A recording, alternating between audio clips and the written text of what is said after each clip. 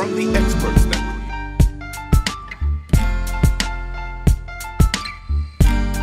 Put a smile on your face when you're moving from place to place. Good morning. Good morning. Good morning, viewers. It's 7 a.m. and welcome to the Tobago Updates morning show, coming to you here live from the Port Mall in Scarborough, Tobago. As we continue to give God thanks for life, I am Julian Skeet. Here solo this morning on this rainy morning, but certainly wanting to welcome each and every one of you, those connecting with us right here in Tobago, in Trinidad and Tobago, the region and the world at large. We want to thank you so much for continuing to choose the Tobago Updates morning show. At this point, viewers, we prepare to head straight on over to our news in 90 seconds. Thank you, Julian. I am Candace Jackson, and here is your news in 90 seconds for Monday, 10th July 2023, brought to you by Flow. The Division of Food Security, Natural Resources, the Environment and Sustainable Development issued a media release advising workers of late payments. This affects workers in the Agriculture Access Roads Program. The division stated that the shortfall was due to funding constraints. Workers last collected payments on May 30th, 2023, and have now 2 fortnight wages outstanding. However, the division assures that outstanding balances will be settled as soon as releases are received from the Division of Finance, Trade and the Economy. Meanwhile, after the controversial Trinity College graduation in Broglio, the Ministry of Education issued a national school hair code which allows students to wear locks, weaves, afros, twists, and fades. However, out of the 850 schools that have now adopted the hair code, they still have the autonomy on how their rules will be developed and enforced. Minister Dr. Nayan Gaspi-Dolly said that schools can determine the specifications of these hairstyles in terms of size and length. However, former Minister of Education Dr. Tim Gopi Singh said that the new hair code was an attack on the liberties of the denominational schools. And finally, after being hospitalized for over the past few days, Professor Brinsley Samaru has passed away at the age of 84. He was the former government minister and professor at the University of the West Indies, St. Augustine campus. He is renowned for his service as an academia and as a historian. Reflecting on his life, MP for Mayaro Ruston Parry stated he left an enduring legacy in both academia and politics, shaping the understanding of the New World and South Asian history and leaving a lasting impact for future generations. And our was the news in 90 seconds, brought to you by Flow. The news in 90 seconds is brought to you by Flow, working for you on Tobago's newest fiber network. Tobago, after freeness is more speed and better TV. Get a free Samsung smartphone and free installation, plus 200 megabits per second, Paramount Plus, and more for only $299 with a select 200 plan from Flow. Visit online at discoverflow.co today. Yes, good morning, viewers, and welcome back. Candace, it's certainly a rainy kind of Monday. Yes. That kind of started the week where you wonder, is it really a work day? Do I have to get moving immediately? Listen, the thunder was rolling as I was getting into the shower this morning, and I'm just like, no, this is not supposed to be happening this morning. Yes, certainly. And I see we have some very interesting developments in terms of within the news as well. It almost seems like there's never a dull moment in this country. We had the fallout in relation to hairstyles, the young men that were affected out at Trinity College. Yes. The ministry has now moved in a direction in terms of trying to create some very general guidelines. And, we now have a response that says you're beginning to now impose. So I asked the very obvious question. Wasn't there some kind of imposition happening in the first place when schools had rules specific to hairstyles at the school? But I suppose it's okay to impose it on the students, but it's not okay to impose some guidance for the schools. I'm not sure what's the message that we are attempting to send. Not sure at all, but I mean, that's really interesting. And then we're going to be able to get some more of the Tobago's perspective this morning, because the Division of Education, I should say, is going to be coming to the media for a press conference where I know they're going to be treating with that issue as well as the SEA results.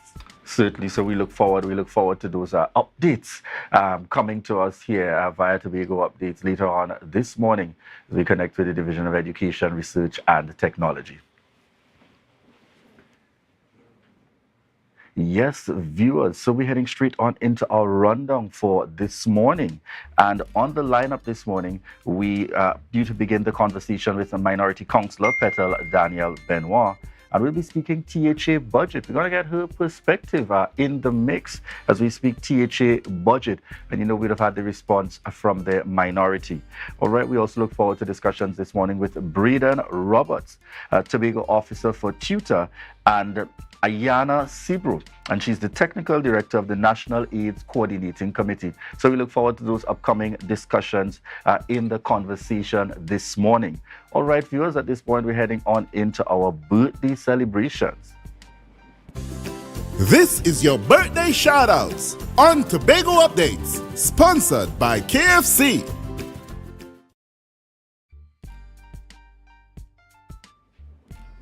All right, so we get started this morning with Kevon Charles. We want to wish you a birthday shout out today and God's continued blessings coming from the entire Tobago Updates family. The man himself, Liebert Jack, and this is a belated birthday greeting going out. We continue to wish you God's blessings, certainly known in this media industry and making things happen. I think I remember the very last event, him speaking very much to the importance of high quality and substance in terms of when you're there to deliver and to ensure that viewers are able to capture every possible moment. So we want to say birthday shout out going out to you, Liebert Jack. On our lineup this morning, we have Ellis James and Esther James. And this is a father and daughter that celebrated their birthday on Saturday. And we want to wish them a happy, happy birthday. Ellis James and Esther James, a joint birthday celebration, father and daughter. On screen, we have Akila Lawrence. And we want to wish you a very happy birthday, Akila Lawrence. God continued blessings coming from the entire Tobago Updates family. No stranger to the media world as well, Rolf Celestine. It seems like a lot of these media persons are celebrating in this month of July. Rolf Celestine, it's your day. We want to wish you a happy birthday and continued blessings. From one entertainer to another, media and entertainment industry, Jason G. Artistry, wishing you a happy birthday and continued blessings indeed. This is belated birthday greetings going out and wishing you the very best coming from the entire Tobago Updates family. Birthday shoutouts on Tobago Updates, sponsored by KFC. From the experts that created the Zinger sandwich comes the KFC Crispy Barbecue Zinger.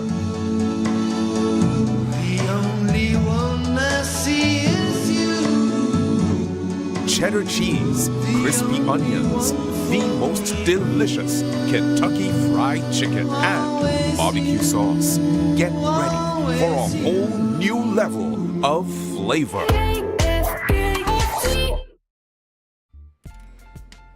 All right, folks, and in the midst of life, there is no death. And this morning, we wish to inform the public of the passing of Uncle Ray Richardson, Reynald Ray Richardson. That's the uncle of our very own dear Rhea Richardson George. And, you know, he was the husband of Liz Richardson, father of Christopher Ray Richardson and Alicia Richardson Williams. Alicia is certainly one of our avid Tobago Updates viewers and supporters. And this morning, we want to take this opportunity on behalf of the entire Tobago Updates family to send condolences out to Rhea, Alicia, the entire family on the passing of Ray Richardson. Certainly condolences, you know, to the entire Richardson clan, Trinidad and Tobago and abroad. And for those of you wondering, yes, this was also the gentleman, certainly Tobago's business icon, one of those making that essential contribution in our business sector and industries, you know, getting things established and moving very early. And we send out condolences to the entire family. This morning, we're also doing a quick shout out, and that's anniversary greetings and it is my information that they're still enjoying that time out of the country. Certainly, you got to take that time out in the mix of all the hard work. Shalon and Chantel Bob, wishing you a happy anniversary and God's continued blessings, as you continue to do your thing, leading the way, in your respective areas. Certainly, we want to wish you the very best and God's continued blessings. Happy anniversary. Enjoy the time out. All right. And this morning, I also want to take the opportunity to send congratulations out to the Rotary family here in Tobago. And you'd see on screen from left to right, the new Rotary International year started as of July 1st. And we have on screen President for the Rotary Club of Southwest Tobago, Anne-Marie Davis. President for the Rotaract Club of Tobago, Denisha Roberts. In the middle there, in the mix with them, your very own Assistant Governor. And we have Clavia Simpson, President for the Interact Club of Southwest Tobago, and Philbert Williams, President for the Rotary Club of Tobago. And therefore, this is your combination of leadership in the Tobago area for the Rotary International family for the year 2023-2024. Both handing over ceremonies took place on Saturday and Sunday respectively, and therefore we want to say congratulations, and we wish the leadership for this year every success as we continue to make that difference in our communities, creating hope in the world. Certainly commendations to the entire Rotary family here in Tobago. At this point, viewers, we're heading straight on into Tobago in Focus.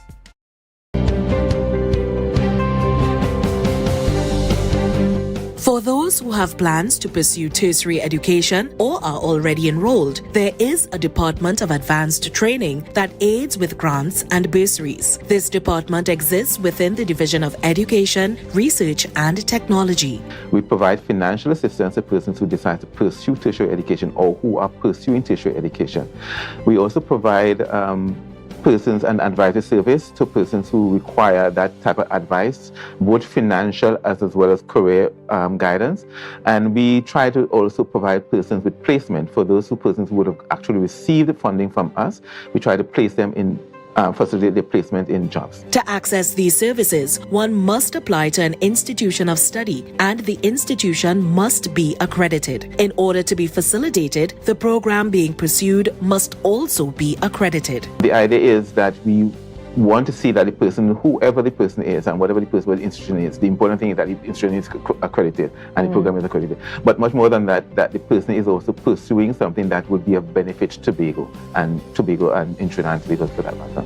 The assistance being offered by the department has a wide range. Assistance can be anywhere from tuition expenses to living expenses. It can also include meals, transportation, books, and so forth. An applicant needs to state what they require and what the expenses are that need to be covered. The application will then be vetted and it will be determined what assistance you will receive. You can connect with the department via the THA website, tha.dert.gov.tt,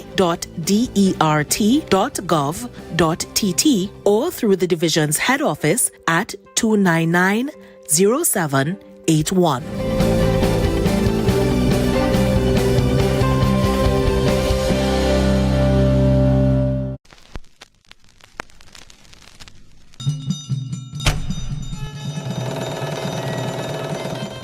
Come one, come all. It's time to join in the Tobago Heritage Festival 2023. Homage. All are we and all are who we be. To Tobago. Indulge in the awesomeness that is embodied in the spirit of Tobago at the 36th Tobago Heritage Festival. Celebrate a rich, vibrant, hypnotic showcase of our cultural legacy. Yes, from July 21st to August 1st, 2023. Take the island tour. Sample the sumptuous variety of local indigenous delicacies. Enjoy the recreation of old-time village life. Dance to the drum. Feel the rhythm of steel pan. Experience the way of life, languages, and oral traditions. Be part of the journey to our we heritage, honoring our past, celebrating our present, and inspiring our future. Relive our unique culture. Join in the preservation of the heritage of we island of Tobago.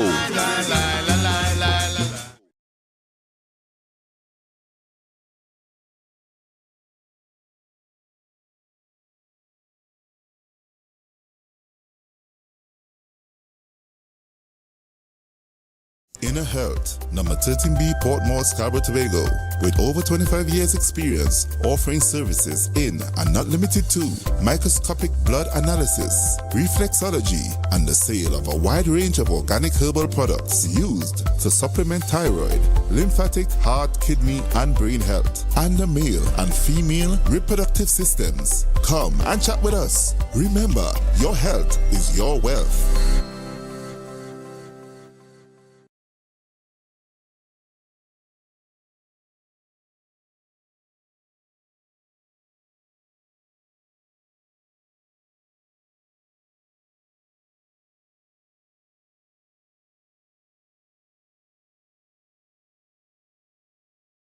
Are you flood ready? Review and update insurance coverage. Install floodgates and barriers. Create a family flood plan. An initiative to help people prevent, prepare, recover. TATIL, where people are people.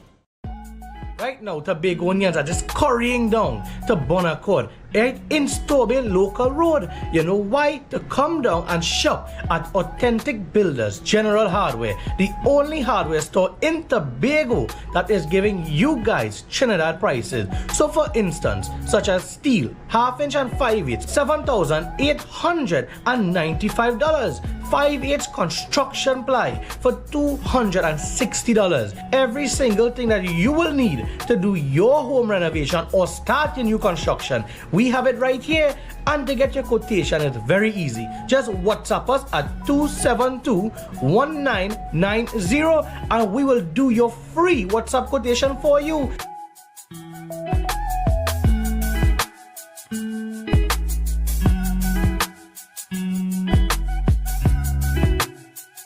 Jimmy's Holiday Resorts has 1, 2, and 3 bedroom, fully self-contained apartments located at the heart of Crown Point. Minutes walk to the popular beaches, restaurants, bars, and the airport. Enjoy our amazing amenities such as fully equipped apartments, complete with Wi-Fi, AC, TV, and a pool, and a mini-mart on the compound. Call 639-8292 or 8929. Jimmy's Holiday Resorts is your family's home away from home.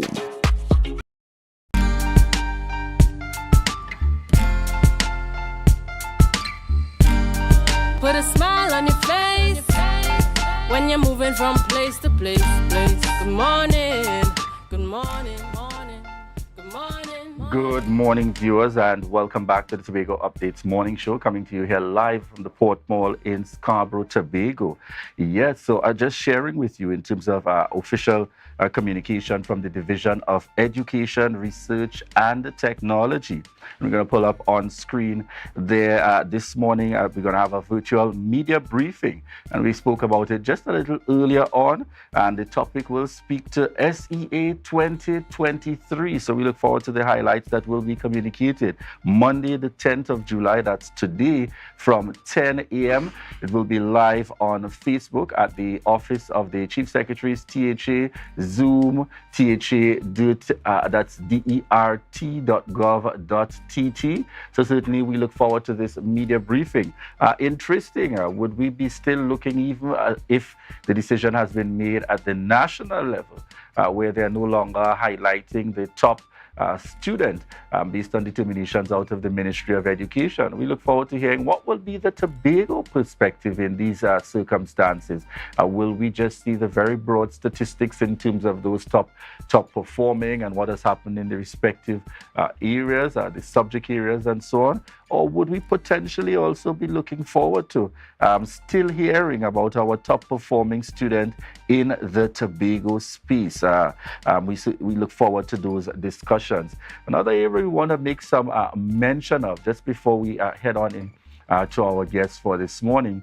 We want to speak to the fact coming out in the news. We seem to have what is a challenging situation, and I want to say facing the THA and more importantly facing workers. And we have the situation once again developing in terms of development workers facing the scenario of late payments. And we've got to find some way around this, because we one has to treat with the reality and the circumstance, even while there may be a legitimate reasoning. the individual is still affected. And my challenge is, and persons have expressed same. Unfortunately, a late payment means the potential that persons have further implications in terms of their commitments with regards to loans, etc. Because we can't go and tell the bank that I'm getting paid late this month, so you give me a little bly, you give me an excuse, the credit union, in terms of the late payment. So we really got to find a way to try to treat with this concern. I know that we've had prior discussions with the secretary and the administration indicating some challenges, specifically on the treating with the development votes. But it's really critical and really important for a solution to be found in the circumstances, so we don't have a scenario where our development workers continue to face these challenges for an extended period in relation to payments coming on time. And that's one of the things we're really hoping that there will be a greater level of focus for in terms of moving forward. By and large, we continue to operate within a space here in Tobago, where certainly there is a level of dependence on the central government, and that's by virtue of the responsibility specific to our budgetary allocation. And interesting enough, we just would have had the Tobago budget in terms of our specific presentation here at the Tobago House of Assembly meeting the obligation by law in prior to June 30th, at the end of June, ensuring that the necessary submissions take place at the level of Trinidad and the Parliament. And therefore, we would have had the presentation here in Tobago and the necessary submissions taking place. And we wait to see, will Tobago have the benefit of more resources, coming from this upcoming budget at the national level? These are areas we continue to wait to see. What will be the circumstance for 2023? Or is it that Tobago once again will be provided based on the dispute resolution, in terms of the minimum closer to that 4%, and then have to now revise those estimates, because that's another reality that is faced. You may not always get what you ask for. You always hope for more, and you hope that some administration at the level of central government will certainly do more and closer to that upper limit of 6.9 or so, but certainly not always the case, and therefore sometimes if once again you end up closer to that lower limit of just over 4%, the going back again and revise the estimates continue here in the Tobago space. And we have to continue to ask ourselves the question, a very tough question that this administration, certainly sitting in the hot seat now, is required to answer. We've got to find alternatives and other solutions in terms of advancing the development agenda here in Tobago, so that there isn't an exclusive kind of dependence on central government, because ultimately those resources will only take us so far on an annual basis and no further. So we look forward to those continued discussions coming in the next few months as we look in preparation for the national budget presentation that would take place coming in the latter part of this year, before we head on into the new fiscal later on in this year. All right, viewers, at this point, we take a quick break before we head on into our first guest this morning. And we want to remind you that this is your opportunity to share the live, share the live, share the live.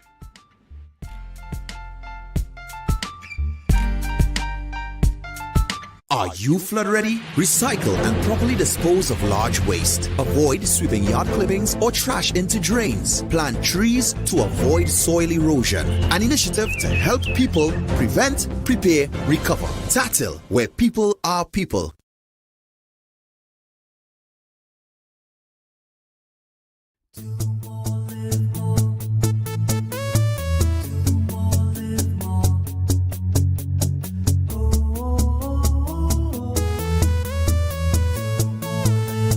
This is how it's gonna go. They better look up and look, 'cause this is your show, and everybody's gonna know. Say it to them once again. They better look up and look. This is your show, and everybody's gonna know. That's how it's gonna go. They better look up below, 'cause this is your show. More, live more.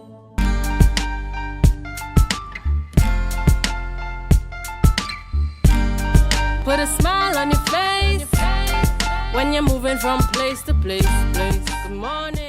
Good morning, viewers, and welcome back to the Tobago Updates morning show, coming to you here live from the Port Mall in Scarborough, Tobago.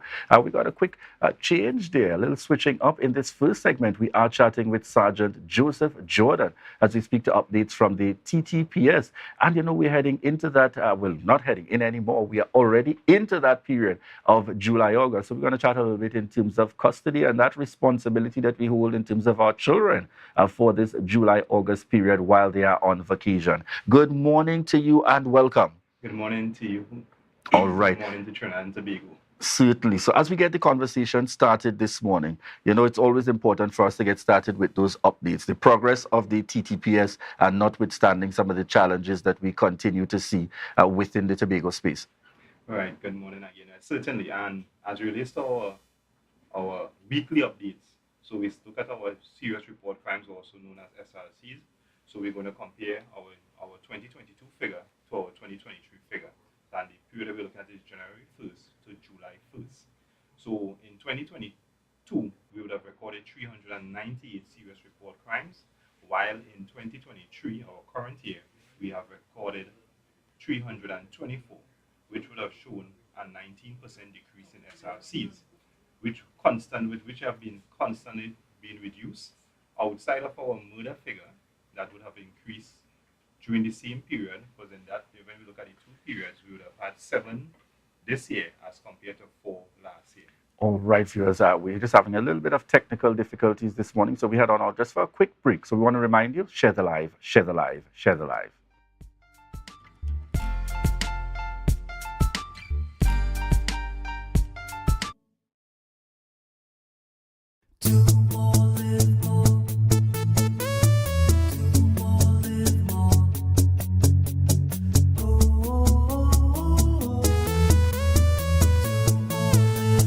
This is how it's gonna go. They better look up and low, 'cause this is your show, and everybody's gonna know. Say it to them once again. They better look up and low. This is your show, and everybody's gonna know. That's how it's gonna go. They better look up below, 'cause this is your show. More, live more.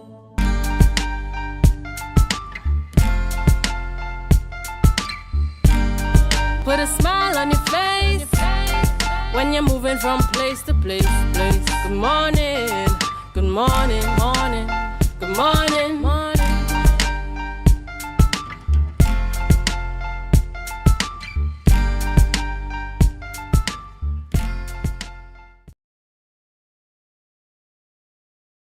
Yes, good morning, viewers, and welcome back to the Tobago Updates morning show, coming to you here live from the Port Mall in Scarborough, Tobago.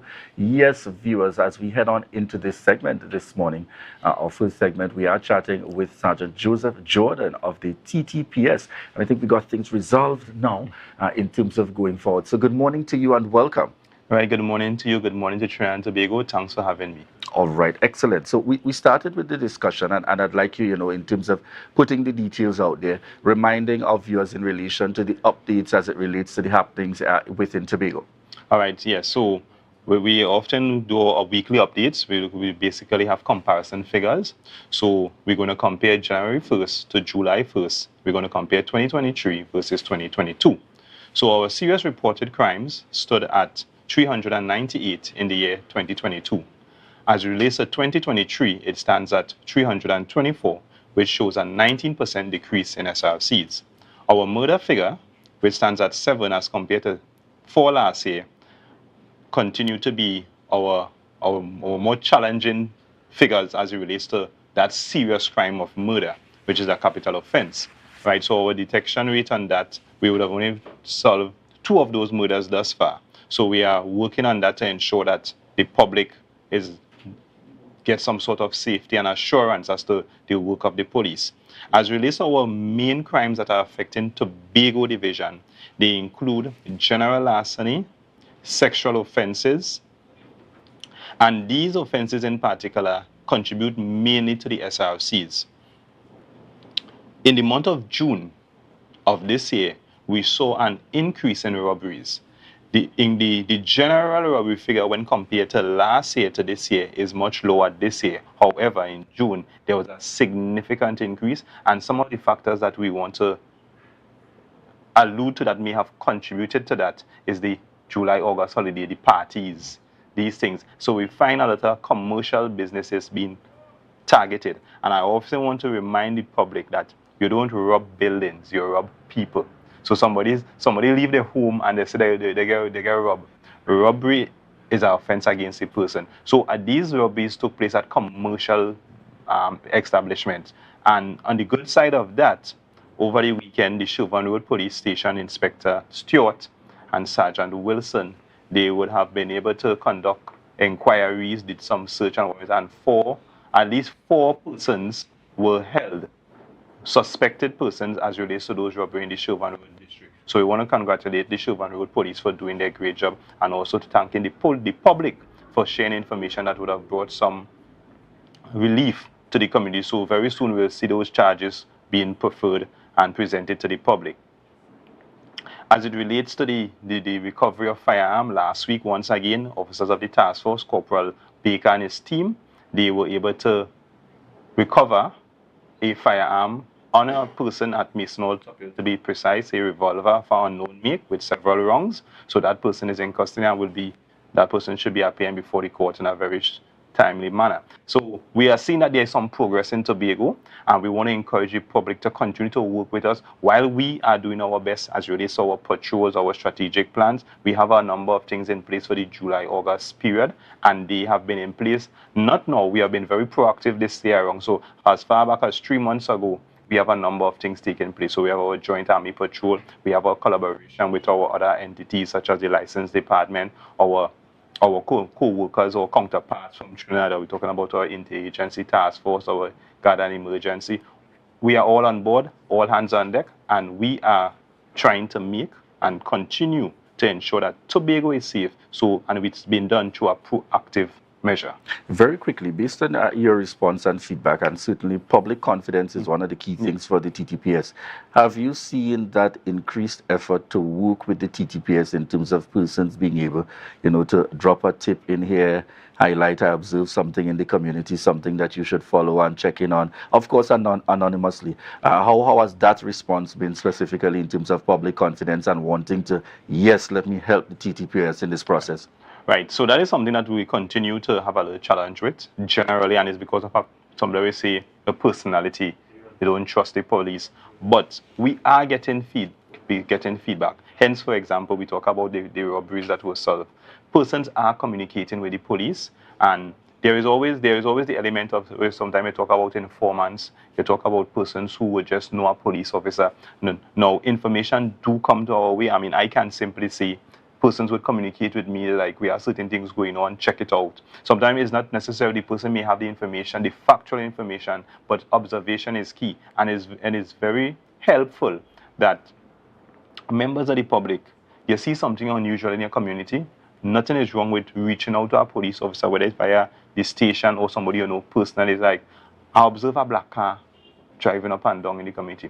These are the things that you want, and it's not necessarily this to identify and to say, well, you see John Brown, whatever, because self-preservation is key. And we always had the issue of trust. So the Trinidad and Tobago Police Service is working on our image of restoring that level of trust. And we have seen some progress. And we are doing the necessary training to ensure that we improve our standard in the Trinidad and Tobago Police Service. Certainly. As I would have mentioned earlier, one of the focus areas we definitely want to deal with this morning, we are into the July-August period, and that great responsibility vested with parents who are also consumed with work, and at the same time trying to balance the status quo of having your children at home under the circumstance. Tell us a little bit from the perspective of the TTPS, how far does that responsibility go?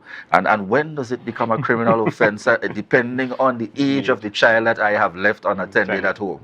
Right. So let me start at the worst.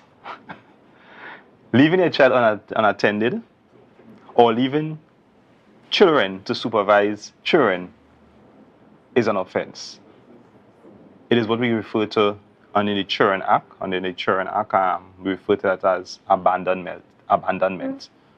Right? And it carries a penalty in the summary. If you are, from a summary perspective, if you have been a summary conviction, it carries a penalty of $5,000 and 6 years imprisonment. Under indictment, which is the most severe, it carries a penalty of $50,000 and 10 years imprisonment. And that is simply for you leaving your child unattended. Barring that, let us look at what we can do to prevent persons having to experience this hardship or extreme measures, right? So as we start our July, August holidays, and let us not only talk about or take this information for the July, August. It should be done all the time. If you are leaving your children in the care of somebody, that person must be a responsible adult. Not a responsible child, a responsible adult. As we know, we will have vacation camps. We are advising the public, if you have to register your children or child for these camps, ensure that you get sufficient information about the camp. Know the persons, know who are these persons who are running these camps. And you of yourself should also visit the camp if you can. Constantly check up on your children during the July, August holidays. Sometimes we are at work, we can't be too busy to call to find out, Jane, Jack, how you're doing, everything okay. That is one of the measures of sometimes that phone call might come at a pristine time. That child might have to make some kind of mischief, and it's like, wait, mommy, you think your cameras are wrong and all these kind of things. But you have to check up on your children. If you are going to the beach, ensure that you go with responsible persons. I would also encourage that if you are taking children, especially camp, make sure you have lifeguards. Make sure that they are constantly supervised. Do not leave your children unattended for one moment. We have swimming pools, we have swimming pool camps. We always hear the story, the child was now here, we can't find the child, and next thing you know, the child was found floating in the swimming pool. So that is important. We want to advise the motoring public in particular. Children are out, they are everywhere.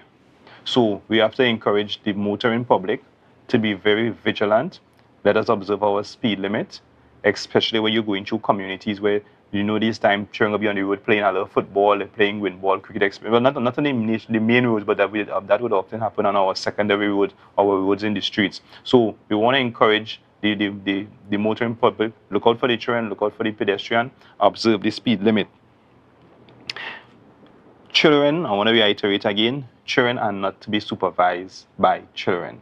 In our law, a child is somebody who is 18 years and over, and we therefore want to encourage that.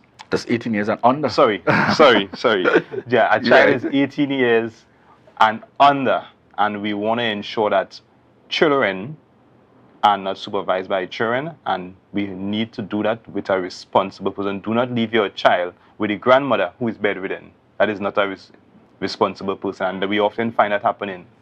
And if we continue along those paths, we will have challenges in the future, and these were the instances where the police get involved. If there's any challenges, please contact the Trinidad and Tobago Police Service. We have the Child Protection Unit. They are based at Chauvin Road. You can communicate with them at 639-8888.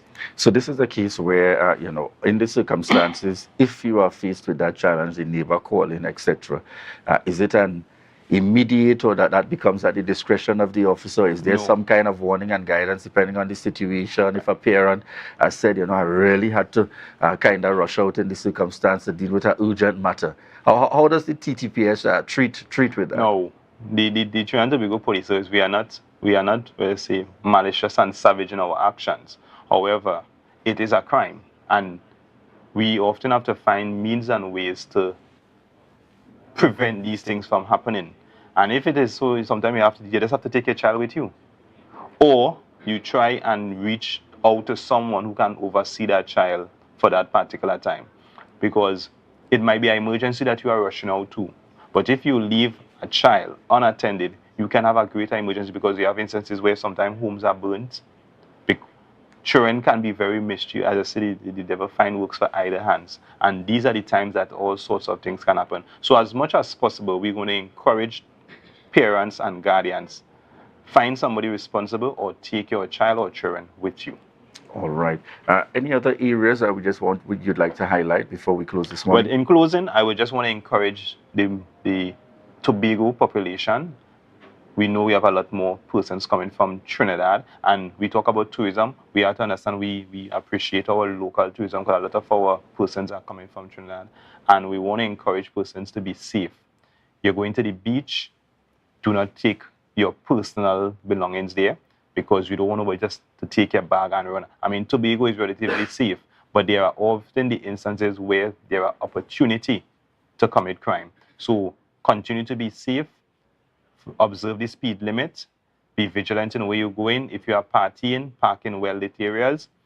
If you are drinking, get a designated drivers because I assure you, as part of our strategies, the Trinidad and Tobago, we are on the street and we are looking out for persons who will be drinking and driving and committing all these traffic offenses.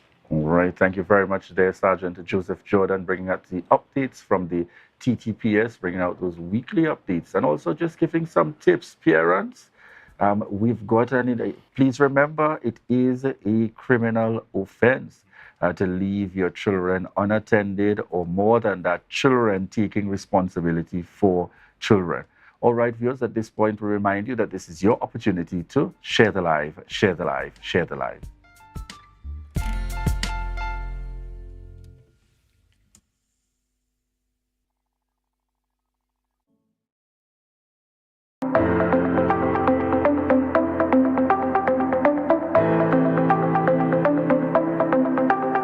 Full disclosure with the executive every Thursday at 8 p.m. only on Tobago Updates. Real questions and honest conversations with the sole aim of keeping you fully in the know.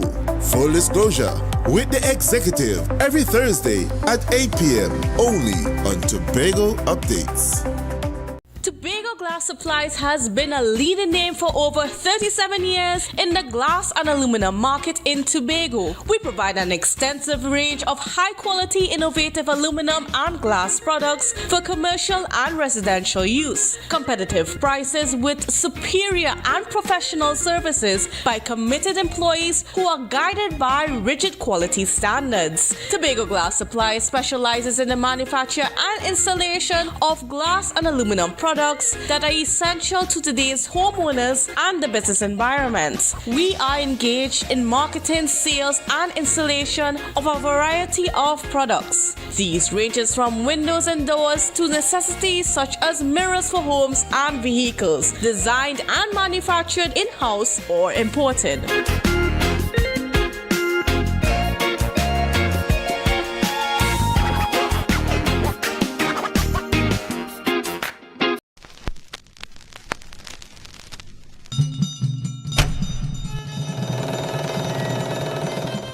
Come one, come all. It's time to join in the Tobago Heritage Festival 2023. Homage. All are we and all are who we be. To Tobago. Indulge in the awesomeness that is embodied in the spirit of Tobago at the 36th Tobago Heritage Festival. Celebrate a rich, vibrant, hypnotic showcase of our cultural legacy. Yes, from July 21st to August 1st, 2023. Take the island tour. Sample the sumptuous variety of local indigenous delicacies. Enjoy the recreation of old-time village life. Dance to the drum. Feel the rhythm of steel pan. Experience the way of life, languages, and oral traditions. Be part of the journey to our we heritage, honoring our past, celebrating our present, and inspiring our future. Relive our unique culture. Join in the preservation of the heritage of we island of Tobago.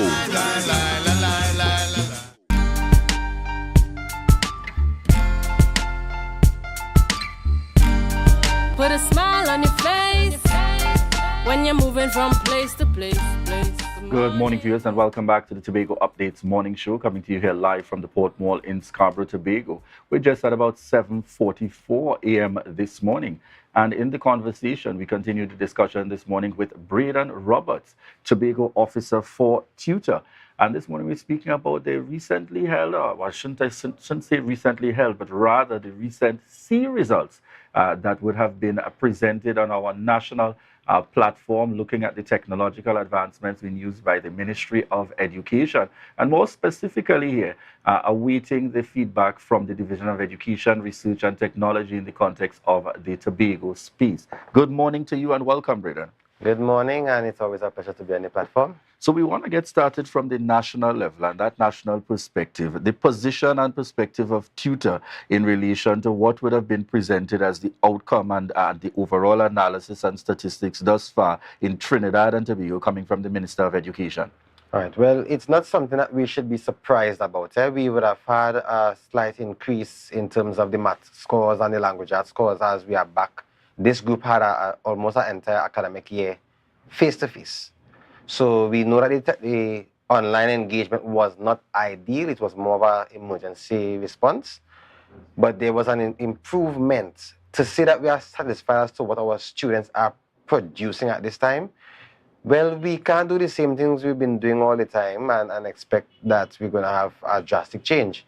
So the results, they are a little better than last year, as expected with the face-to-face, but it is not where we would like our students to be at. Tell us something, Braden. Recently, we had a discussion with the Minister of Education, and the issue that would have been raised, or rather seeking the feedback of the ministry, is that we saw schools facing a challenge to transition in the context of when COVID came upon us quite suddenly, and that greater use of technology to the extent to be able to adapt as quickly as possible. However, for some private schools, university, and so on, it seemed very much commonplace. And, you know, it happened almost, you know, seamless, so to speak. The question that would have been asked to the minister then, and, you know, we're now asking you from the perspective of tutor, are teachers prepared to work along with the ministry in the context of putting a system in place so that even if it is the mechanism happens that, all right, we still have our weekly school schedule, but once a month, you know, we out there in terms of the platforms and so on, getting us accustomed so that that transition isn't as technical in these circumstances? What's the perspective of tutor? Yeah, I really love the comparison with the private schools and the universities who would have their level of funding. Now, the issue with the technology advancement and going online, it is funding. And we are yet to have a policy for online engagement because the ministry know fully well they have a lot of work to do in getting schools ready. Now, what we would have now, if we just say teachers need to be ready, then teachers need to take their money and buy the things that the schools need. We still have schools that if you have, let's say, 10 teachers logging onto the system, and you have about 5 students, that system would not be able to suffice that bandwidth needed. We don't have widespread on the island in Tobago, I would say. There are still several, we'll call them black spots, where you don't have internet connectivity. So there are so many things to be built out. So it's not that teachers are not willing to do online, but the system that we have, the infrastructural works that need to be done, we don't have that just yet. Are you hopeful that we would make that kind of progress? So should anything come upon us, we won't be caught again, as the people say, with our pants down and not prepared? Well, I would like to be hopeful. The reason why the discussion is not advancing is because we have this no money syndrome. So the Division of Education have no money. The Ministry of Education have no money. So how are we going to build out this thing? So there are willing stakeholders to advance the conversation, but money talks. So if we do not have devices available for teachers and for students, or even the infrastructural build-out for technology, then all we would have is people with hope. And those teachers who can afford to buy their own stuff would so do.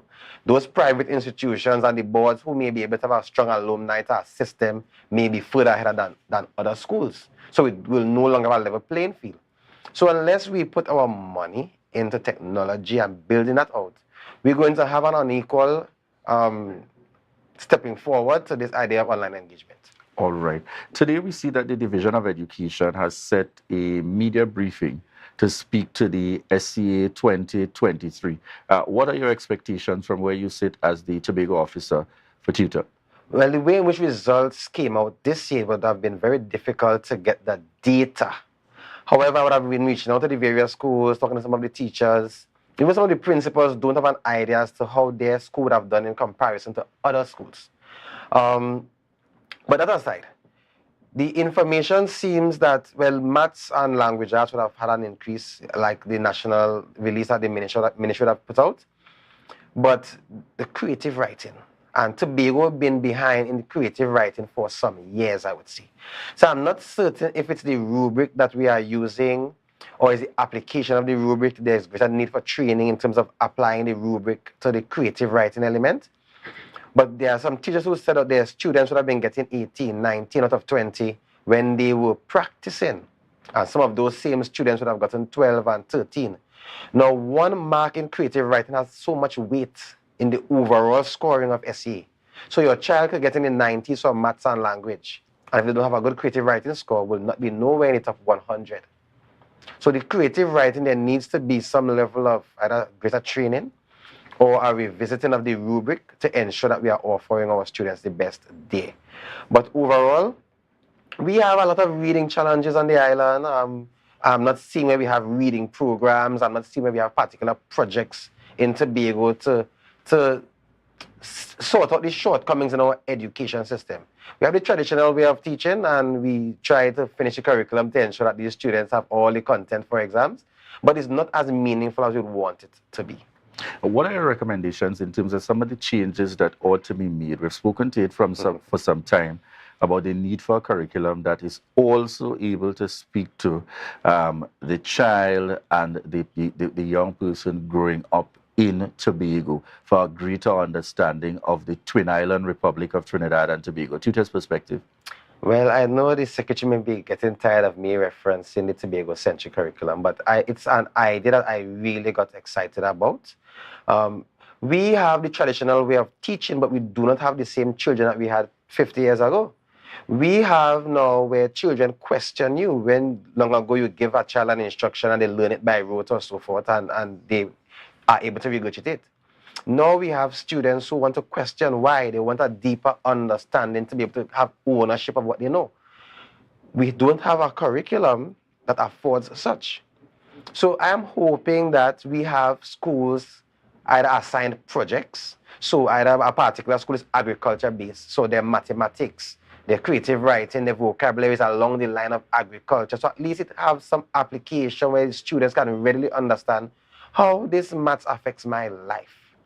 Now, a lot of my colleagues, even when we meet up now, would say, a lot of the things that we have learned in school, we don't apply them in life today.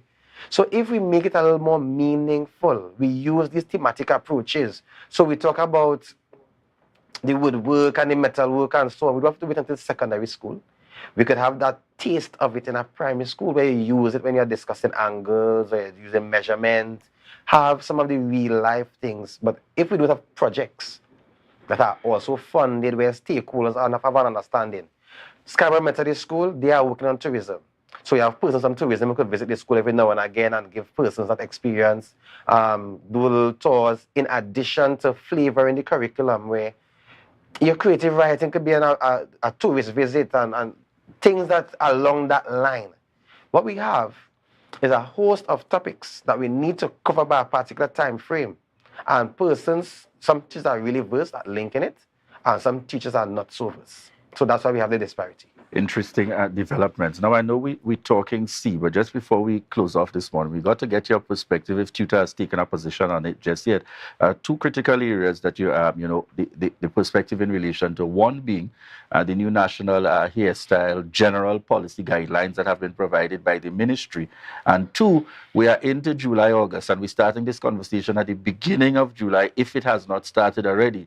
Your discussions with the Division of Education in relation to the annual school repair program. Right, so firstly, the whole conversation about the hairstyle is unfortunate. And the response of the ministry, it's disappointing. We see a need nationally to just respond to a situation that happened with a particular secondary school. To me, there's a bigger conversation about school rules. So we have a rushed response to, I guess there was a stakeholders meeting and then a rushed response to hairstyle. So what happens next year when a child wants to graduate in a short pants? What happens next year when our child wants to graduate with pink shoes? Let us talk about school rules in general and the purpose of school rules than just have a knee-jerk reaction to this particular hot topic that we have. There are cultural aspects, there are persons who are talking about racism, so it's not something to have a rushed response to. It's something you need to take time and massage. What is the purpose of these rules and so forth, and give schools and ideas to what kind of leeway you need to have, because culture and how culture is developing and so forth. But I'm not satisfied with the response in that we are creating a bigger stir because everybody is talking about it still, despite the ministry putting out this guideline. Well, I would say guideline, this rule. All right. And very quickly, the repair program? Repair program. There are still contractors, I was informed, who have not yet been paid for last year. So I don't know how that funding would be for the repair program this year. Scarborough Secondary School continue to have problems. Signal Hill Secondary School, I know Roxborough had a host of issues since last year. We have some of our primary schools that have their issues, and even with the health and safety of St. Andrew's School with the rat infestation, we are still seeing rats and we are seeing rat droppings again. The mold is resurfacing. So there are a lot of things to be done. The issue is funding, and the cries I've been hearing about lack of funding in the division of education, specifically where we have a lot of teachers with outstanding funds to pay. They're not paying those money because they have no money to pay.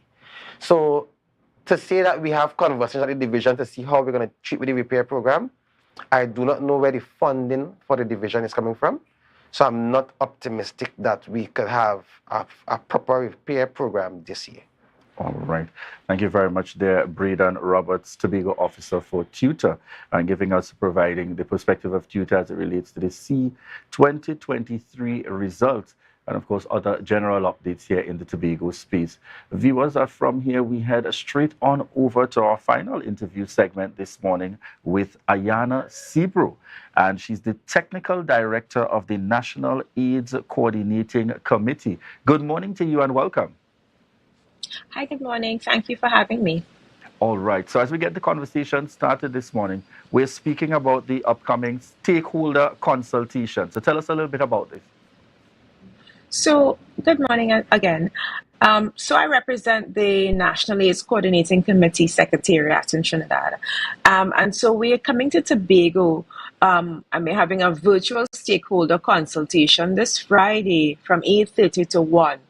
And what we're doing is we're trying to develop the new National Strategic Plan for HIV for 2023 to 2028. And we really want to get the perspective of Tobago. What does Tobago want to see in the new National Strategic Plan? How does Tobago want to go forward in terms of how the design for the HIV/AIDS responses and what is felt and what is experienced by clients in Tobago? So that this is taking place in collaboration with the Division of Health, Wellness and Social Protection. Tell us a little bit about the target audience, those persons that you may be targeting to really have an input here at this consultation. So we would want to target members from the faith-based community, from community programs, people from the village councils, people who might have been touched by HIV in their lives, or know someone who may have experienced HIV, or someone who may have a sense of, for example, the gender issues, the vulnerability issues, the disaster issues. Stakeholders from the Division of Health and Wellness and Social Protection, from the Youth, Education Division, persons involved with supporting people at community level. So this is kind of where we want to target we want to get those areas to give us a varied perspective, because with the new plan, we're looking at multiple areas. We're looking at combination prevention, how we experience prevention for HIV, which includes all the issues around testing and education, community support, community development, how we look at prevention, treatment and care, how people experience treatment, what we do in terms of data management, what we do in terms of gender equality, how we manage our data, and how we involve the community going forward. All right. How would you so we really do need a wide group. Yes. How would you speak to those that, ask the very obvious question? We are looking at the National Strategic Plan for 2023 to 2028. What can we say would have been the successes of prior efforts in terms of the strategic direction? Because certainly the National AIDS Coordinating Committee is not a new entity. So tell us a little bit about, past achievements and successes looking at a similar kind of strategic direction. So, in terms of the outgoing national strategic plan that was developed previously, some of the successes of the previous strategic plan include the significant reduction in terms of the incidents, the reduction in terms of AIDS-related death that we've experienced between 2010 to now. Trinidad and Tobago is certainly not where it was when we first started this epidemic. We have machines in country that can check to see the strength of people's immune system and check to see the level of disease control. We have virtually eliminated mother-to-child transmission, so that for the women with HIV who are found to be positive and pregnant, their babies do not have to be born with HIV. The medication that we do have for persons to be treated is free of charge. For people to be able to access medication. People can walk into several health centers across the country and access a free HIV test. So these are things that have taken us forward. When we first started treating HIV, we didn't have as much medication as we have at this time. Our prevalence is about 1% at this time. And in terms of the country where we are with our 95, we have achieved the first target. We are at about 63% in the second target, and in the third target, we are over 9%. We have a ways to go, yes. These targets are definitely not a fixed. They are dynamic because it engages people, and things that happen around people will shift from year to year. But we have made some successes. And if we come together to plan what we do over the next 5 to 10 years, I'm sure that we would be able to achieve some of the targets that we have for ourselves in terms of the elimination of AIDS as we know it. Would you say that we have seriously seen a fundamental change in the attitudes of individuals towards persons living with HIV and AIDS now? After so much time, and there was a point where serious stigma, would have been attached and concerns related to discrimination. Where would you say we are at now in terms of those efforts? If I were to gauge that on a scale of 1 to 10, 10 being the best place that we could be, and 1 being where we might have started at, I would say maybe we would be at a 6. There has been some significant inroads where persons living with HIV are supported by their families. Persons living, if a child is born with HIV, they stay with their families. We don't have as much abandonment. We still do have some stigma and discrimination issues for some members of the community, and some members of, for example, the LGBT community might experience certain amounts of discrimination. And there are still some people who might turn their back on their families, unfortunately. Some amount of stigma where people think that it's okay to be able to share people's personal health information. And that is one of the big things affecting how people are presenting to test, sustaining and presenting for treatment, as well as viral load suppression. So we have moved, but we really need to take a serious stock and look at stigma in terms of how stigma is affecting us from achieving our goals. All right, excellent. And just as a reminder to persons, the registration process for participation in the upcoming consultation. So what would happen is, so that the Division of Health, Wellness and Social Protection is going to send out a flyer. I will also ask for this flyer to be made available on the social platforms of the NACC for stakeholders from Tobago to be able to access it. We will put that up today. But you can click on the link that will be provided. You can register, and we will send you the login information. In addition to that, we will send you some of the documents to guide, to give you a sense of where we are at this particular point in time, because we have been engaging and having discussions about the strategic plan. For persons in Tobago, I want you to know that we are coming back again because we also have to discuss the national HIV policy. I encourage you to look and visit nacc.gov.tt if you want to see what the old strategic plan looked like, if you want to get a sense of what the new policy is looking like, because we have to do consultations so we can finalize these two documents so that we know how to attempt to resource them so we can get to where we want to be in 2030, because we want to end AIDS in Trinidad and Tobago by 2030. All right. Thank you very much there, Technical Director Ayana Sieber of the National AIDS Coordinating Committee. And this is a clarion call and a reminder that the National AIDS Coordinating Committee, in collaboration with the Division of Health, Wellness and Social Protection, will be hosting a virtual stakeholder consultation looking at the new strategic plan, the National Strategic Plan for HIV 2023 to 2028, and that will be taking place on Friday the 14th of July 2023 from 8:30 a.m. to 1 p.m. So we look forward to, she has just, of course, highlighted for us, stakeholders far and wide are welcome to have your input. And I think it's safe to say that this information will also be available on the relevant social media pages, etc., for you to have access and to click and to use the link in terms of ensuring that you register to participate. So once again, we want to thank the National AIDS Coordinating Committee Technical Advisor Ayana Sibro for joining us here this morning.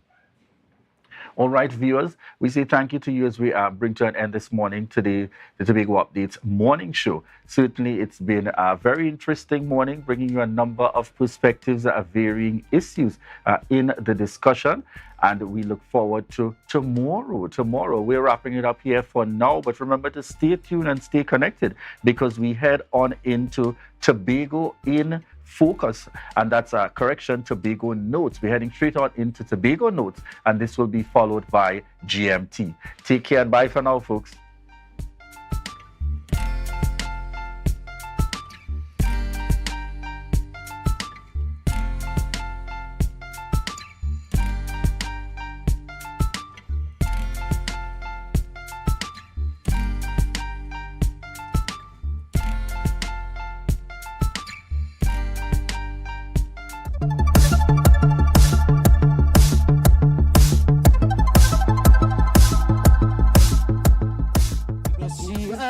Time wedding, see the games we used to play, and then we will go and see Saint hanging on the beach down Castara Bay.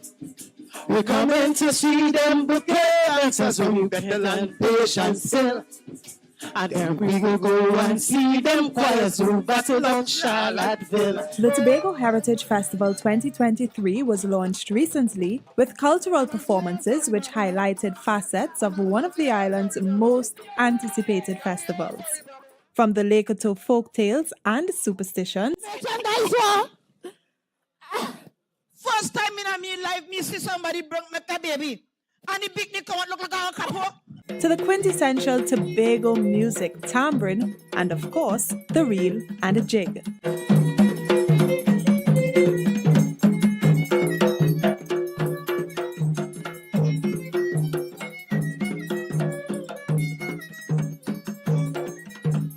Participating villages showed off pieces of Tobago's rich culture as the Division of Tourism, Culture, Antiquities and Transportation gets ready to host the festival from July 21st to August 1st. The Tobago Heritage Festival, as a significant annual event, has become a beacon of progression and economic diversification.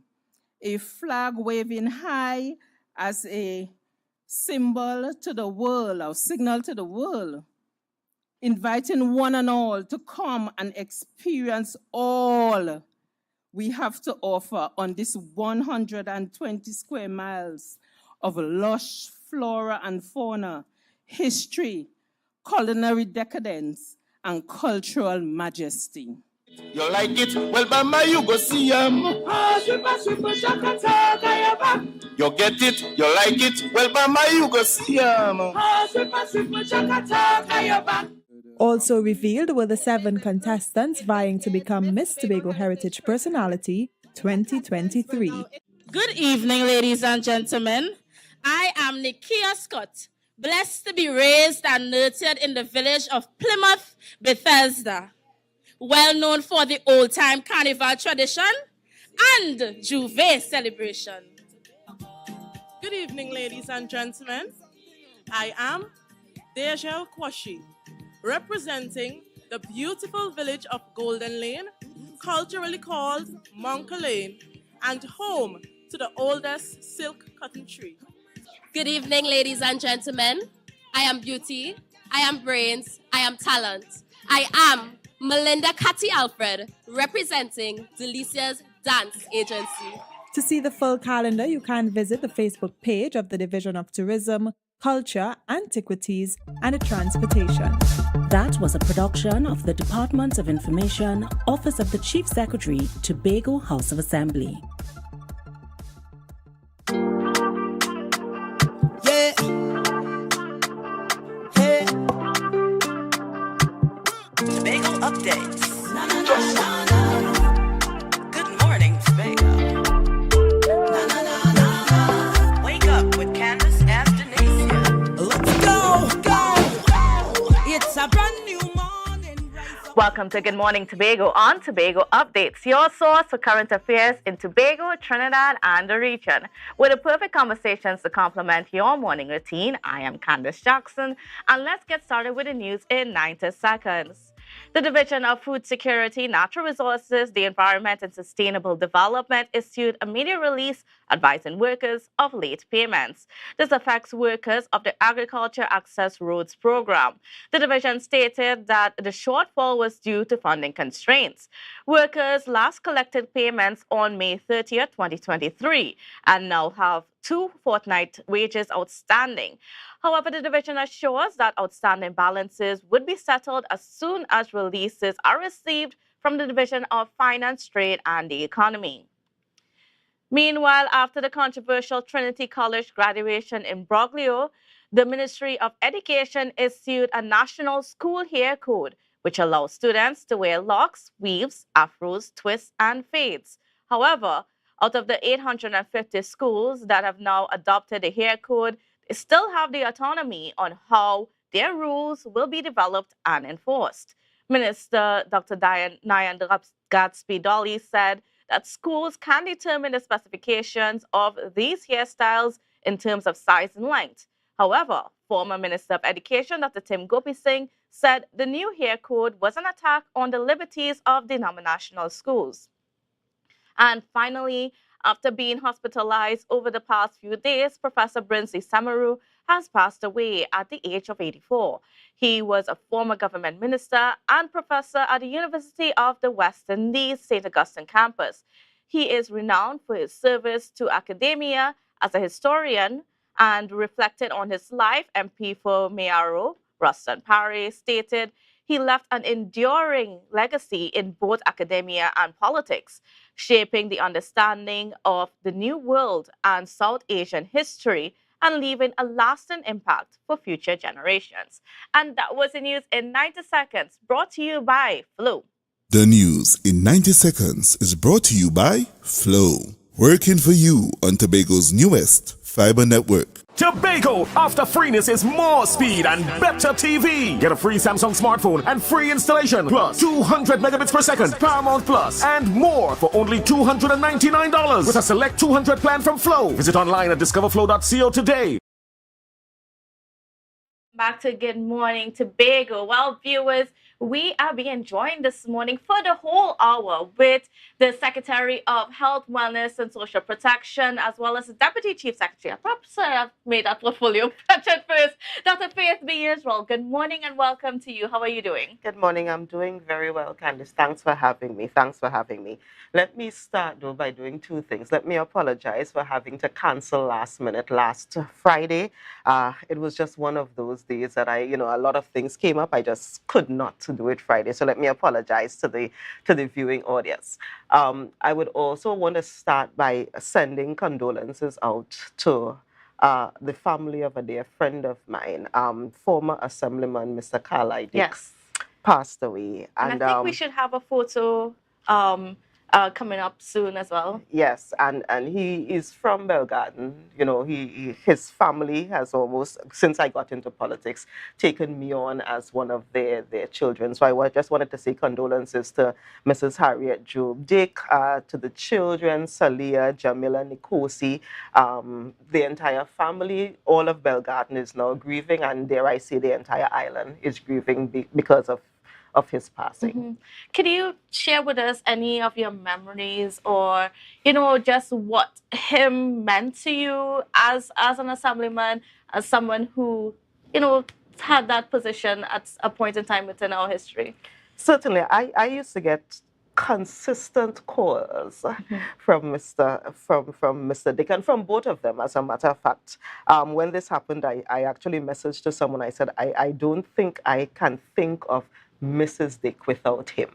And I would remember one evening, it was an election, the election that I think I lost by 3, that first election.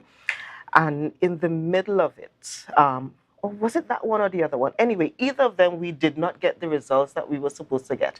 And in the middle of the night, as I got to Roxborough, because we were still going to celebrate, I got a video call from both of them.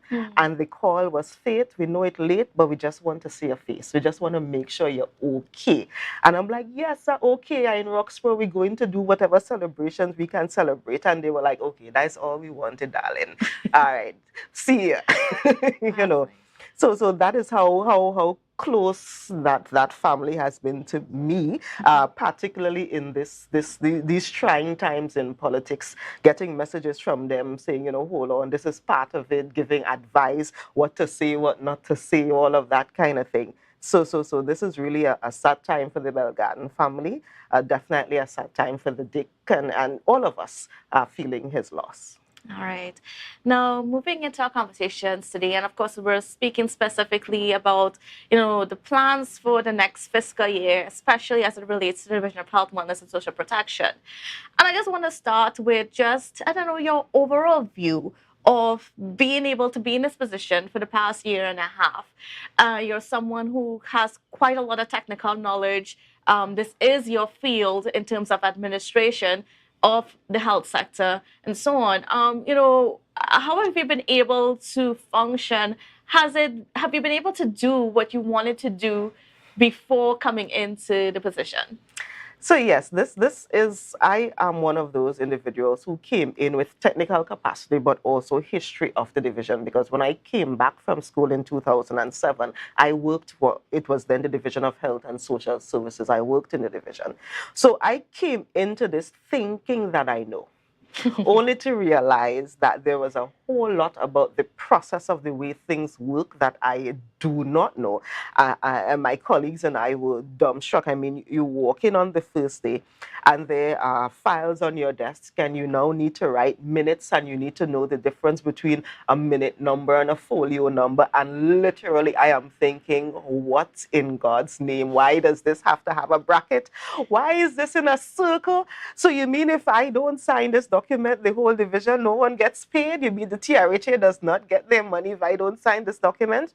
And learning the process. So I started my presentation indicating that I was, that this has been my OJT, and my colleagues would also agree that this has been our OJT year and a half, but we are now getting our feet wet. We have a better understanding of how things work, and I think though, coming out of the presentation, and quite frankly, even listening to the minority leader ask questions about whether this was done and that was done and the other was done, I actually sat there and thought to myself, you didn't do too bad. You all did not do too bad, because almost every question that he had asked, whether it was done or not, it was done. So I think even though we are still learning as we go along, we haven't done too bad at all for this year and a half. All right, great. Now, I want to start off some of the questioning in relates to the JSC that we had recently, and there was a point that came up about, you know, the level of healthcare, things like the MRI machines, and I'm going to throw in the CT scanners as well as the X-ray machines, and those things. That has been a perennial problem for health, especially at that Scarborough Hospital. You know, where are we in terms of having those very essential pieces of equipment up to standards that can service our people? Yeah, so you've identified the fact that we do not have the diagnostic tools that are required. So yes, CT, MRI, X-rays, ultrasounds, all of those things. When I came in, I recognized that many of those pieces of equipment were aging pieces of equipment. Therefore, we needed to go out and we needed to purchase them. I specifically did not mention when we were going to do some of those things as one of the lessons that I learned from last budget presentation. You know, as they say in local parlance, you go up, you present, you buff up your face and say this happening, that happening, and the other happening, and then reality hits and it does not happen as we had hoped. But I hope to make some announcements pretty soon about, for example, having some additional ambulances on the island. No, for example, these are the little things that people don't recognize. The fleet of ambulances that we had, they all came at the same time. That was in 2014. Right. So they all came at the same time. The thing about them all coming 2015 or so, 2014, 2015, the thing about them all coming at the same time is that they're all going to start crashing, as in breaking down at the same time, and that is what we are seeing happening here right now. So they are all limping. So instead of having to find maybe 1 or 2 or 3 ambulances to supplement the fleet, we now have to look for an additional 10 to bring it back up to speed. And those kinds of purchases, of course, are going to cost money. So for example, what we are doing now with the board, with the CEO of the TRHE and so forth, is actually staggering when we get the ambulances so that we don't have a situation 10 years down the road where they all, you know, go down at the same time again. So it's little things like that that you now have to think through that may not have been thought through before, but makes a big difference in how these things survive. We had a situation, I think that's an overall Tobago thing, where we do not have maintenance policies for almost anything. When we purchase, for example, a piece of equipment, we should be purchasing parts for the equipment as well, and that has not been happening. So we now have to find the parts of something that we purchased 5 years ago, you know, and those are the types of things that we are working through as we go along. But I do think, though, that you were very clear when you said this is a perennial problem. This is a problem that has been there for a long time. It is a problem that I had hoped would be fixed by now, but that is not practical. Because if I remember correctly, back in the day, I think when those 10 came in, there was a plan put in place for the maintenance. But what happened to that plan?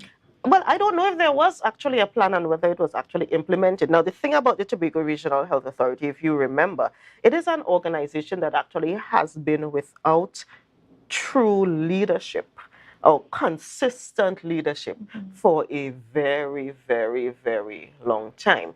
And because of that, a lot of the workers felt like, you know, we don't know who to go to. The CEO changed every 5 minutes. The board, we don't know. We didn't have a board for a while. Even before my time, the board kept changing for a while, which is actually one of the reasons I took so long to find the perfect group of people to make up the TRHA board and so forth. So it's really a matter of understanding how all of these little pieces work together and putting the systems in place to make them function. And I am hoping that by the end of this first term, Tobago will see a significant difference. We would not have fixed all of the issues, but you would see a significant difference in the quality of healthcare on the island. So where are we now in terms of ambulances and well, I know you don't want to stick too much to our timeline, but you know, what's the assurance there in terms of getting this problem fixed? So you will see ambulances on the island within the next couple months. You would see new ambulances on the island. You would see the ones that we have fixed because we have parts coming in for them. The process, for example, of managing the fleet of ambulances has changed. So let me give you a very practical example. We had a situation before where the EMTs and the drivers on the ambulances were the ones that were kind of responsible for the maintenance of the ambulances. These individuals are not mechanics. These individuals, that is not why we hire them. They should not be burdened with the responsibility of trying to fix an ambulance when it breaks down. So we've actually, if you ask anyone in the TRHA, within the last couple of weeks, they've actually been getting letters indicating, okay, this is who you used to report to before, but this is who you will report to now, because this structure that we are now building out now makes more sense. So, for example, the maintenance of the ambulances will now fall under a different manager compared to the actual ambulance service. So it's little things like that that we are looking at, we are doing, and we are doing the assessment to see how they improve the service as we go along. Now, when the hospital was opened at Signal Hill about 10, 12 years ago, there was an emphasis on better service, better customer service, as well as shorter wait times in the triage areas and so on. But we're still getting complaints. No, well, the thing about the wait time in the triage area, in the A&E area, that goes back to the diagnostic tools. So if, for example, someone comes in and they need to have an X-ray, a CT, an MRI done, if those machines are not working, or if you only have one that has to service everybody, that is where the backlog happens. There has actually been an assessment that is done, that was recently done, of the kinds of patients that come into the hospital. And the kinds of patients that come into the hospital will now tell us, as in the kind and the volume, will now tell us which specialists we need to have in the different departments and so forth. So as I said, there's quite a bit of work happening in the background that would not, at this point, you may not see the difference just yet, but when you get closer to the end of the 3 and 4 years, what you would recognize is you may not see the positive, but you would recognize that you're getting less complaints. And that is how we are going to manage, because one of the things we did within the last year was actually implement or reintroduce, because it was there before, the quality department receiving complaints from the population. And we were encouraging people, don't just go on Facebook and cuss. Don't just, quarrel about it. Definitely say to the quality department, this is something that happened to me, so that it is recorded, so that the quality department can do an investigation, and so that we can use that information to try to improve the service. What we are going to be doing is looking at the number of complaints that come into the quality department over a period of time, and hopefully those complaints should reduce, or at least we shift, when you fix one set of complaints, we shift to another set of complaints. That is how we will also know that we are doing a better job. But no, we're not there yet. I am annoyed by how long you still have to wait when you go to A&E. We are definitely not there yet, but it's a process that we are working on. Well, I mean, and as you mentioned, the CT scanners and so on again, are we still going to private institutions for those services, and what is the cost? For some of them, we are going to private institutions. Still, I don't have the costs in front of me right now, but that is why we are looking at, for example, the CT scan. They've started the tendering process for those have already started. We are looking at the getting more MRI. Getting an MRI machine, not more, getting more dialysis chairs and those kinds of things. So that process, the procurement process again, and now with the new procurement legislation being now law, that has kind of put a little kink in the system again. But we're still working through all of it. The good thing is that it's the entire country that's feeling the strain of this new law.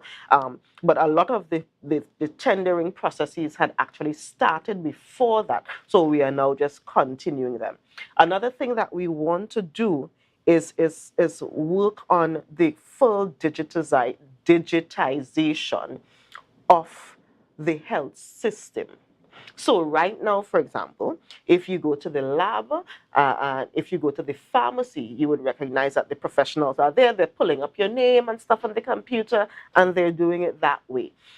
We've already started working with the company that is there doing this already to see what it would cost to do a full plan to build it out, so that eventually it's not going to happen right now, because it's going to cost quite a bit. Eventually, when you get to the hospital, for example, no one has to go physically looking for a paper file, a paper thing for you, but it would all be on the tablet that the doctors And would it be have. accessible to the patient itself? Because that's a concern. That is a concern, and that would actually make it easier for the patients to have access to their information. I, for example, have I have experience with my grandmother being in a hospital in Florida, and me in Tobago being able to pull up her notes to see. So all of those things are what we are building out with the company that is already there, because we were doing some analyses. Should we start from scratch, go with somebody else? But we kind of decided it was best. We already have parts of the system in place there, so let's just fund building it out, and hopefully we are able to do this sooner rather than later. So even that would help in the processes as you go into the health system. All right. Well, we're going to take a quick break, but when we come back, we'll continue our conversation with the Secretary of Health, Wellness and Social Protection, Dr. Faith B. Israel.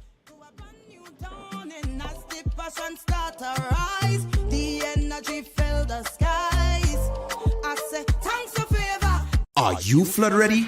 Monitor trusted sources for info. Wear protective gear when you clean up. Contact your insurance provider to assess the damage. An initiative to help people prevent, prepare, recover. TATIL, where people are people.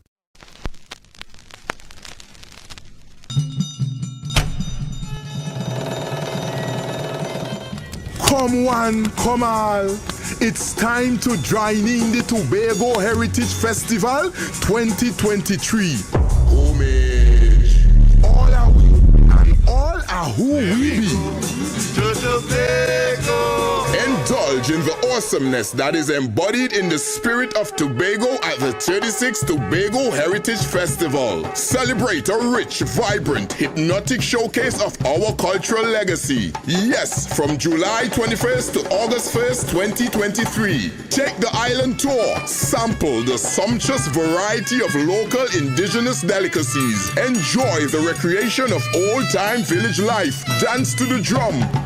Feel the rhythm of steel pan. Experience the way of life, languages, and oral traditions. Be part of the journey to our we heritage, honoring our past, celebrating our present, and inspiring our future.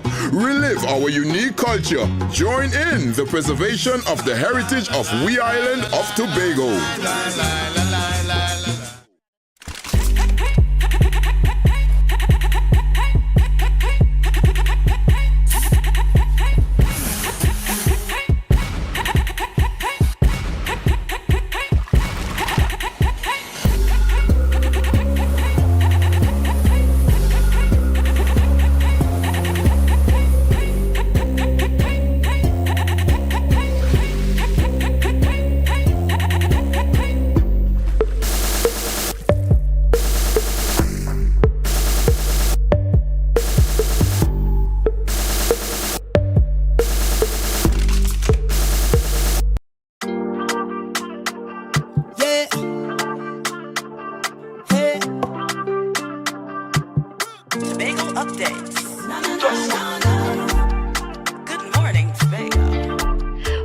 Good morning, Tobago. Viewers, we are speaking with Deputy Chief Secretary and Secretary of Health, Wellness and Social Protection, Dr. Faith B. Israel.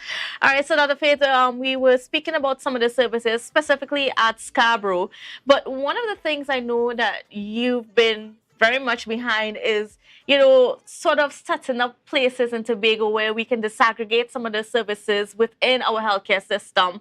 And with that, I want to bring in to the conversation Roxborough Hospital. And what's the update happening at Roxborough Hospital? Because, well, it's not quite a hospital yet. Yes, it's not quite a hospital yet. We are getting there, we are getting there, we are getting there. We are crawling, getting there, but we are getting there.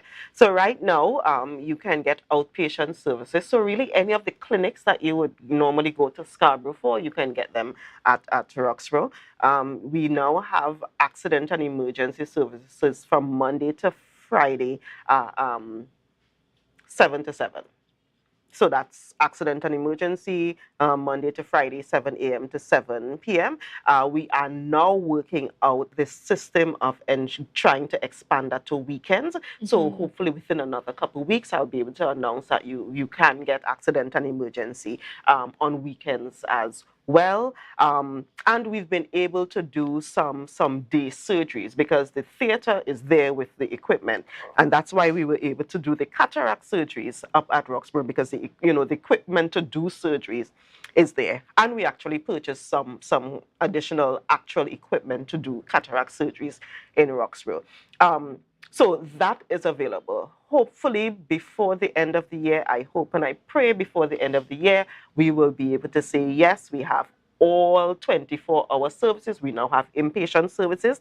The thing about that, though, is that we're actually finding it pretty difficult to recruit some of the specialists that are needed to provide the inpatient services. You probably saw an advertisement from TRHA a couple of weeks ago asking for all of these specialists. Again, that is them trying to get the staff so that we can move to 24-hour full hospital services. What we've been doing, though, is because we understand that all of these things are not necessarily working within the system, we've been trying to do short projects that get people the services that they need. So, for example, coming out of COVID, we recognized that there were a lot of women who did not have pap smears done. So we did the Don't Fear the Smear campaign. That came up with over 1,000 samples being tested. And of the 1,000 samples being tested, we actually had about 19 or 20 individuals who we picked up needed to get further screening, needed to get further testing, needed follow-up. That means we saw something that was kind of iffy, and hopefully we got those 19 women in time to prevent it from going all the way down to full-blown cervical cancer.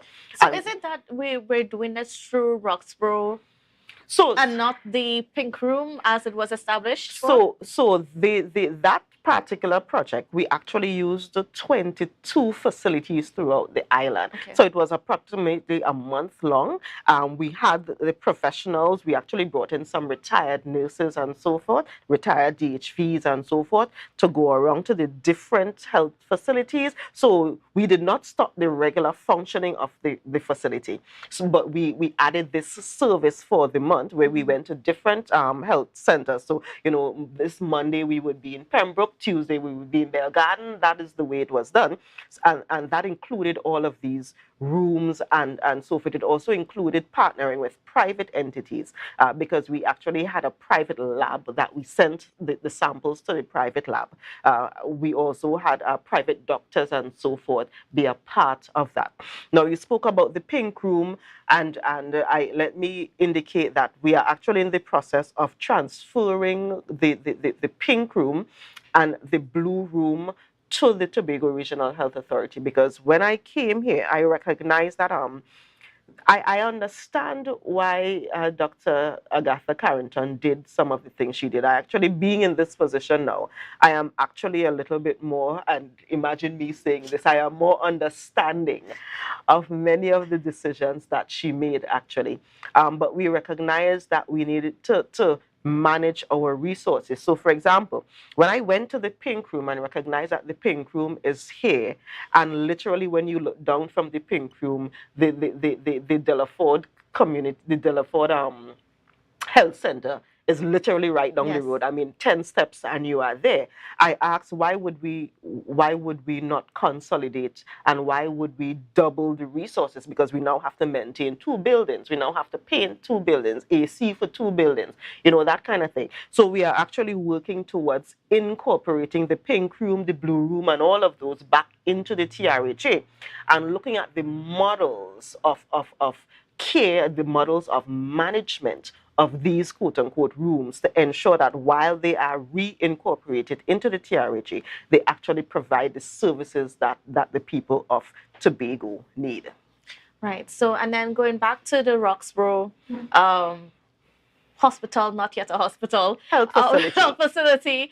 Okay, so what are the services that you are thinking about in terms of what's the vision behind the specialist services to be offered at Roxborough? So we want Roxborough currently has, as I said, outpatient clinics, pharmacy, lab, dialysis, A&E, and so forth. The aim is for individuals in the East to be able to use the Roxborough Hospital when it is a hospital instead of coming to Scarborough. That is the ultimate aim.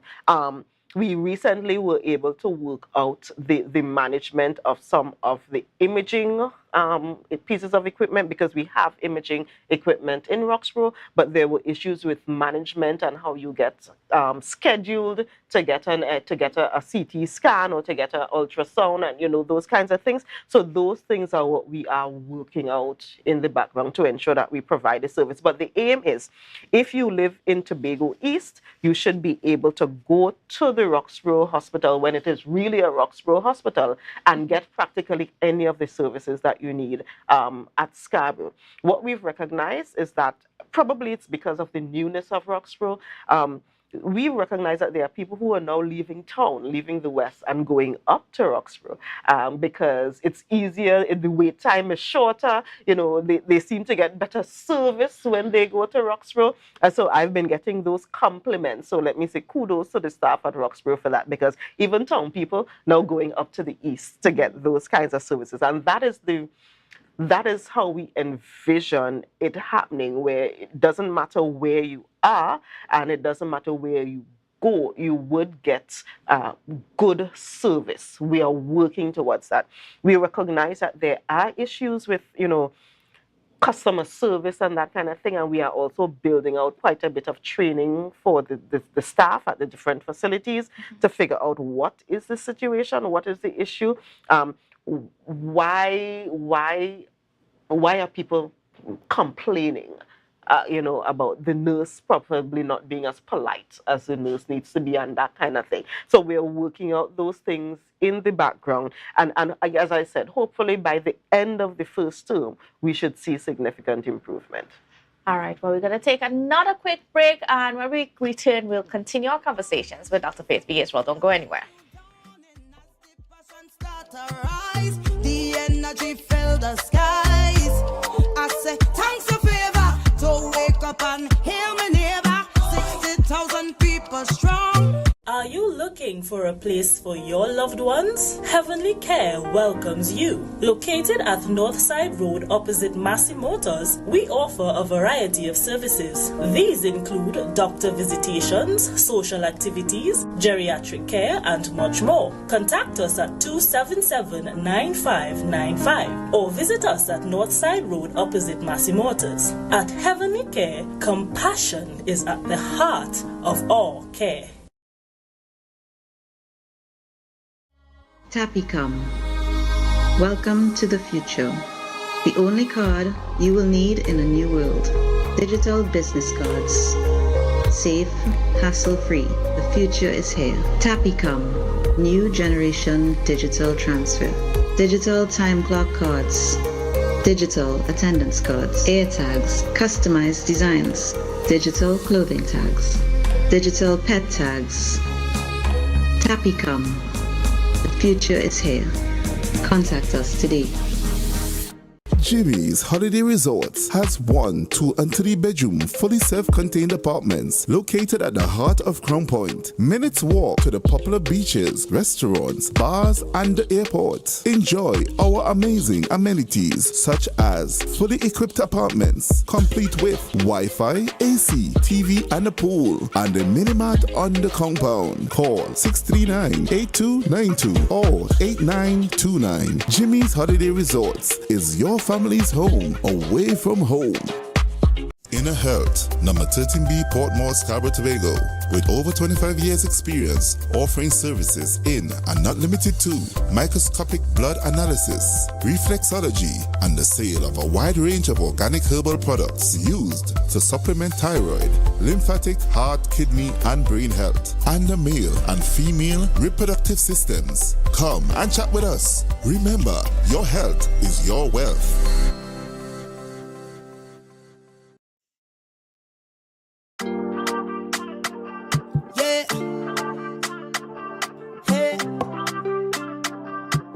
Tobago updates. Good morning, Tobago. Welcome back to Good Morning Tobago on Tobago Updates. Viewers, we are speaking this morning with the Deputy Chief Secretary and the Secretary of Health, Wellness and Social Protection, Dr. Faith B. Israel. Now, Dr. Faith, I want to turn a little bit to social services and just, some of the things within the space. One of the biggest complaints that we hear from the public is that they don't have the access to the food cards and, some of the disability grants and so on. So what's been happening there? I know that some changes were made to the structure. So give us an idea what's happening. Right, so coincidentally, the two things that you just spoke about, even though they happen to be housed in our building, as in the Division of Health, Wellness and Social Protection and TRHA head office, the general food card, the disability grants, old age pension, and all of those are actually not managed by the Tobago House of Assembly. And they follow the policies of the Ministry of Social Development and Family Services, I think is the name of the ministry. So yes, I get a lot of complaints. I get blamed for a lot of what is happening, and coincidentally, they are in the same building with me. So it seems as if we are the ones that are managing it, but we are not. What we are responsible for example, are the green emergency food cards. So you need to have had an emergency, a fire, a flood, you just lost your job or something like that to get those food cards. We are now really looking at, given all of the issues with the ministry food cards, the red ones, we are now looking at trying to figure out if there's another way that we could supplement food support for Tobago families, because we recognize that what they are doing is simply not working, so we have to figure it out. So is it that is it a legislative issue where we can't give a more steady food cards?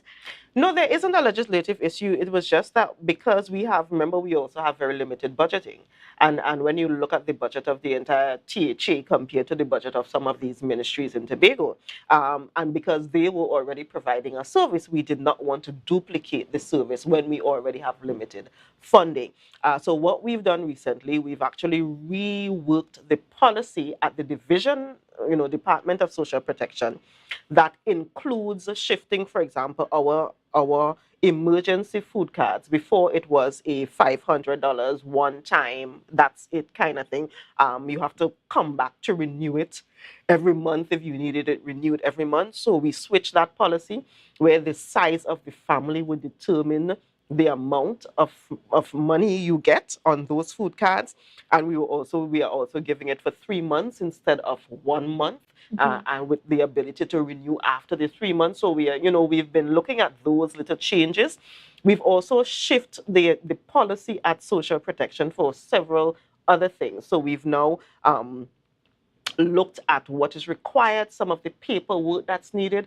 We've now started reintroducing, for example, kinship care, which was there before, which means, if you have your granny and the mommy or the daddy died or something, and the granny is now taking care of the child, or the aunt or the uncle, the mommy is, having issues and they can't take care of the child. So the aunt and the uncle is now taking care of the child, but you need a little bit of support. We are now putting those in place to provide that kind of support for families.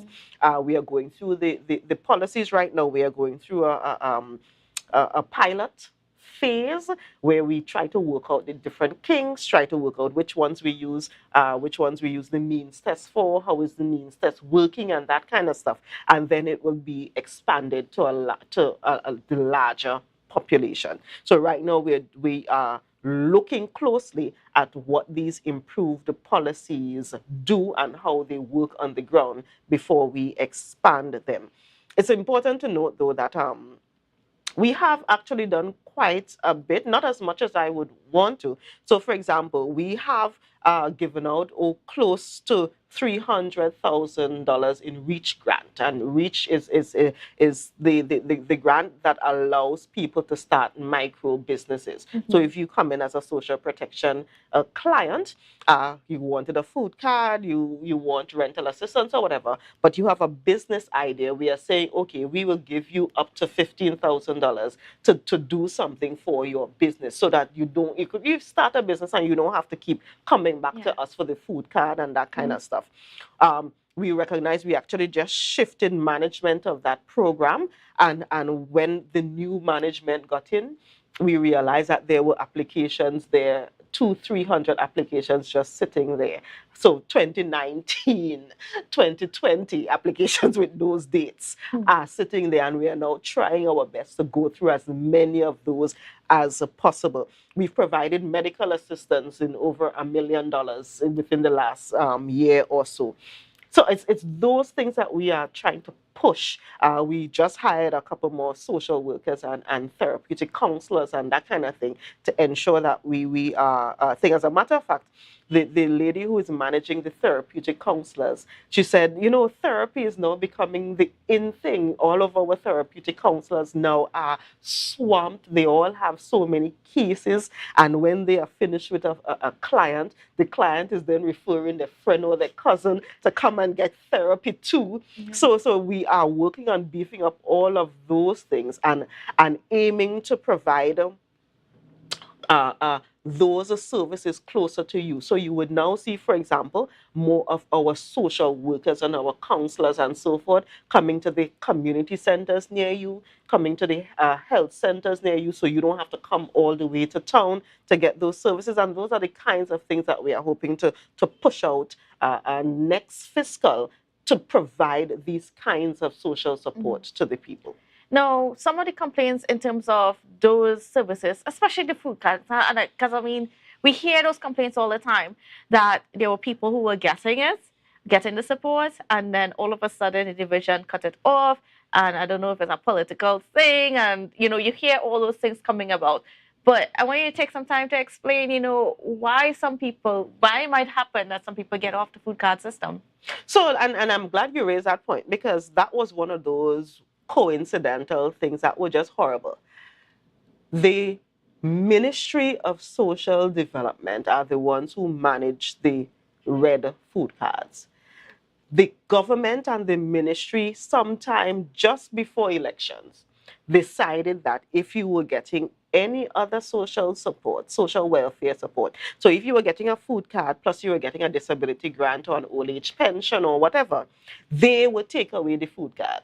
Candace, it just so happened that they take away the people them food card the day after we got elected. That had nothing to do with the Tobago House of Assembly. Absolutely nothing.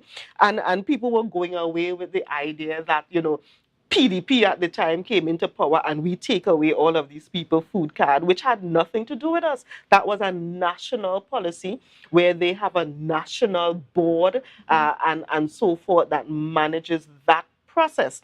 So again, it goes back to having people understand what the process is and having them recognize that, even though it is happening in the Tobago space, it is a central government policy that was actually implemented and not a Tobago House of Assembly policy. But the other thing that I wanted to raise very quickly before we run out of time is the fact that we really are hoping to pilot the My Tobago. The Chief Secretary for Finance, Trade and the Economy spoke about this My Tobago online platform that would allow people to access services within the Tobago House of Assembly through their digital devices. And we are actually going to use the Division of Health, Wellness and Social Protection really as the pilot for that. So if you need to apply for rental assistance, for example, or for one of the emergency food cards or any of the other things that we are offering, soon and very soon, you would be able to send in, a copy of your ID card and whatever forms you need to send in online.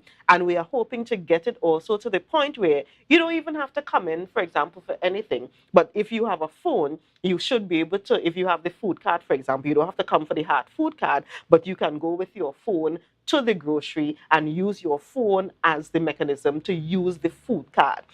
So those are the kinds of things that we are working out. It is taking time, it is taking effort, it's taking money to build out those systems, but it is something that we are working on, actively working on at this point. I can't wait to get to the point where I come back. I'm not giving any timelines, Candace. I'm not falling for that trap again. When I come, I will come and make an announcement. We start. And then what about the policy behind it, managing it? Because like we saw the changes that are happening with the Ministry of Social Development and the consequences of it.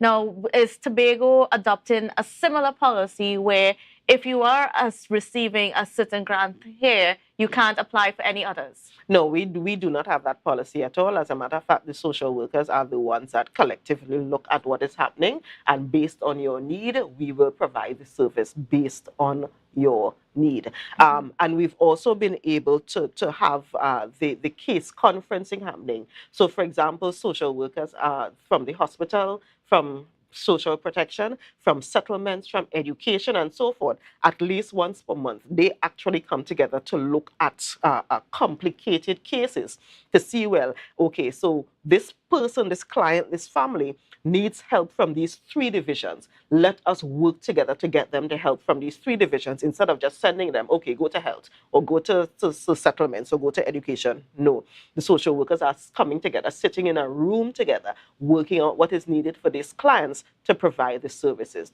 I have to admit, though, that we have kind of one hiccup at the division that I have not been able to get a full hold on just yet. And that is really the actual processing of the payments. So it goes through the entire process. The social workers make their recommendations. It goes to the board, the social assistance grant board, and it gets the final approval. But I recognize that I have one little bottleneck, which is when it then goes to accounts. The same accounts that is processing salaries and this, that, and the other is the same accounts that now has to process paying the rental assistance to a landlord and so forth. So we are really, really now trying to work out how we treat with that little kink. Hopefully when we get to the point of having the digital thing, that makes it a little easier. But until then, we are trying to work out. I actually had a meeting with the accounting executive, the administrator, and so forth last week to work out how we get that little kink, because we have a lot of applications that have been approved, but they haven't gotten to the end stage of being paid out just yet. All right. Well, I want to move now in the last 3 minutes that we have towards primary health care, and especially where NCDs are concerned. I know over the past decade or so, there was a lot of focus on that. COVID-19 kind of took away the focus, but now that we're getting past COVID-19, how are we treating with NCDs, especially throughout our primary health care? Yeah, that is actually something that is critical. NCDs are things that we can prevent. Fortunately or unfortunately, they are things that we can prevent. So again, we are trying to build within the primary health care system the ways to treat and manage. But from the divisional standpoint, let me big up, so to speak, my assistant secretary for actually starting a program, exercising with the assistant secretary. So every Tuesday and Thursday, and on Sundays they go on hikes. So every Sunday morning they go to a different location to go on hikes, and you could actually come to the divisions car park on Tuesdays and Thursdays afternoon at 4:30 to exercise with the assistant secretary. We would also be building out a full wellness program around that, basically saying, this is how you're going to eat, this is how you need to prepare the smoothies, this is how you're going to cook the food with less salt, and those things. Because again, as we said, what we want to do with NCDs is to prevent them getting the NCDs. So we are funding and doing the programs within the health centers and the hospitals and so forth, but we are also encouraging people to prevent these things by exercising and eating correctly and that kind of stuff. All right. Well, I think we got it all for now. We're certainly looking forward to what's going to happen. I just really quickly, I know one of the things you started when you came in was that of inviting our diaspora to be a part of the health system. How has that been working? So that is actually something that it worked a bit at the beginning because we were doing it specifically as it relates to COVID-19. We are still encouraging them to come in, and that's why the advertisements, for example, for the specialists, having them come in, please apply. If you know anyone who is a specialist in whatever field, medical field, because you may not know what it is, you just know this person is a special doctor, point them in the TRHA's website, because you could actually, we have those ads going out all the time for specialists within THA. Even if you don't know, just send me a note that says, hey, Dr. Faith, this is somebody who, we think we might use. And then I would say, okay, TRHA, is this a specialist that we need right now? And we would go from there. But we are continuing to encourage people to come be a part of the health system in Tobago, because our aim really is to build the best system for our locals, definitely. But we really, really want to get to the point where people actually, instead of us going to Trinidad for health care, we want to get to the point where Trinidadians come to Tobago for health care. That is certainly a point to get to. All right, viewers, and thank you, Dr. Faith, for being on with us. It's certainly a pleasure, and we're looking forward for those updates in these coming months of what has happened within the different areas of the health sector, health and social sector. All right, viewers, that's it for the program today. Thank you for joining us, and we will see you again tomorrow.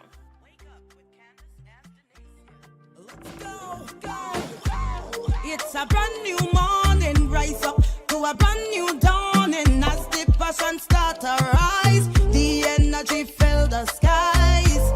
I say thanks for favor to wake up and hear me neighbor. 60,000 people strong.